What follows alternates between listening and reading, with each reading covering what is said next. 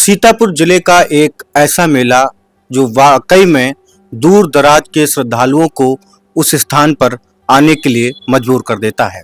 हम बात कर रहे हैं सीतापुर के महमूदाबाद के मां संकटा देवी धाम के मेले की, जो वार्षिक मेला होता है जहां तमाम सांस्कृतिक गतिविधियां भी होती हैं और तमाम तरह के झूले और तमाम तरह की दुकानें सस्ती हैं।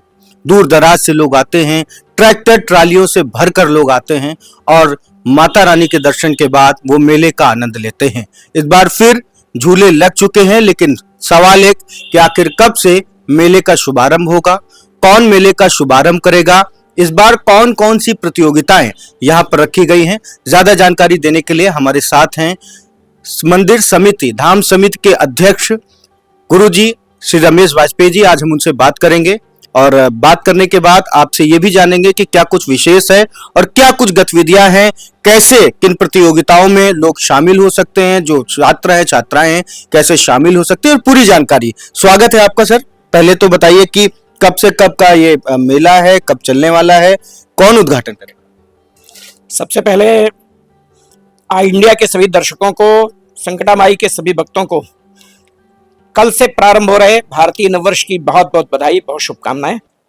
और जैसा आप सब लोग जानते हैं, संकटा माई का प्राचीन वार्षिक मेला भारतीय नववर्ष, नवर्षारंभ और चैत्र शुक्ल प्रतिपदा के अवसर पर यह प्रारंभ होता है। कल से नवरात्रि का प्रारंभ हो रहा है। कल 19 मार्च को शाम 7:30 बजे वार्षिक मेले का शुभारंभ होगा। महमूदाबाद क्षेत्र की सम्मानित विधायक माननीय श्रीमती आशा मौर्य जी के करकमलों से इस वार्षिक मेले का शुभारंभ होगा। और इसके पश्चात नवरात्रि भर रात्रि में कोई कार्यक्रम नहीं रखे गए हैं, चूंकि लोग व्रत रखते हैं।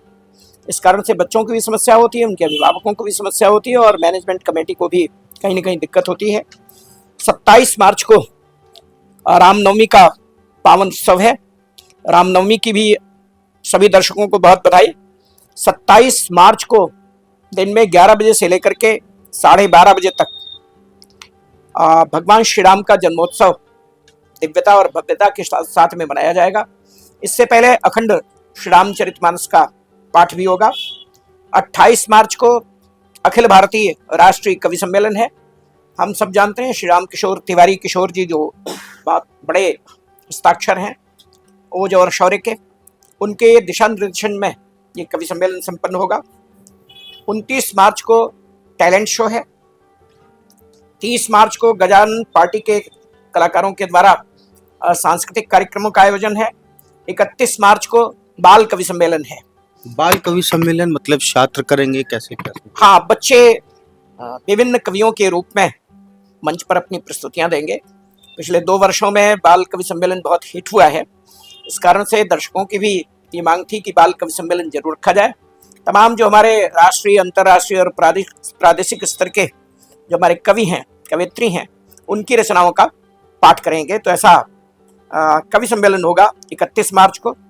1 अप्रैल को फाइनल राउंड भाव नृत्य प्रतियोगिता का होगा जी। और जो 19 मार्च है, माने कल, वह सेमीफाइनल भाव नृत्य प्रतियोगिता डांस कंपटीशन ये होगा।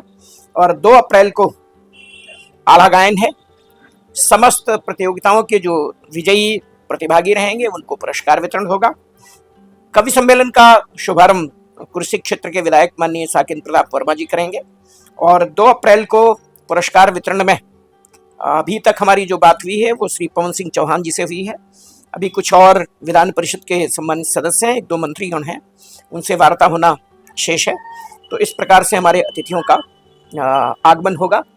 और इन विभिन्न प्रतियोगिताओं में जो बच्चे पार्टिसिपेट करना चाहते हैं, जो भाग लेना चाहते हैं, वह मां संकटा देवी धाम में जो माली की दुकान है वहाँ से फॉर्म प्राप्त कर सकते हैं। बहुत प्रतिष्ठित व्यवसायी हैं कुंवर रस्तोगी जी, उनकी दुकान से प्राप्त कर सकते हैं। और रामकुंड चौराहे पर वरिष्ठ सभासद उमेश वर्मा जी जो मेडिकल स्टोर है वहाँ से फॉर्म प्राप्त कर सकते हैं। तो देखिए, एक जानकारी गुरुवार को और है कि पुरस्कार वितरण के बाद शानदार आतिशबाजी भी होगी, जो हर वर्ष होती आई है और इस बार देखना होगा कि क्या कुछ अलग देखने को मिलता है। मेले की जानकारी को लेकर के अगर हम बात करें तो किन किन तरह के मेले यहाँ पर लगे हैं और क्या क्या दुकानें ऐसी हैं, क्या कुछ नया उपयोग किया जा रहा है जिससे लोग यहाँ पहुंचे और आनंद लें। इस बार जो झूले हैं उनमें बढ़ोतरी हुई है। एक जलपरी का शो, जैसा हमको जो झूला लगाने वाला है उसने बताया है कि जलपरी का एक शो विशेष रूप से उसने रखा है और काफ़ी आकर्षक होगा। बाकी दुकानें लग गई हैं, कुछ दुकानें लग रही हैं। हम सब जानते हैं कि वैश्विक मेले से वहाँ के समापन के बाद वहाँ से बहुत बड़ी संख्या में दुकानें यहाँ पर आती हैं। उन दुकानदारों का आना शुरू हो गया है, दुकानों का अलॉटमेंट हो गया है, दुकानें लग रही हैं, सज रही हैं। आपके माध्यम से, आपके चैनल के माध्यम से, जिसको बहुत दूर दूर तक और करोड़ों की संख्या में लोग देखते हैं, उसके माध्यम से हम सबको माँ संगड़ा देवी धाम आमंत्रित करते हैं। वहाँ माता रानी के दर्शन करें और मेले का भी आनंद उठाएं। महाआरती किस दिन होगी? प्रतिदिन महाआरती शाम 7 बजे से होगी पूरे नवरात्रि भर। मतलब 19 मार्च से लेकर के और 27 मार्च तक प्रतिदिन शाम को महाआरती होगी।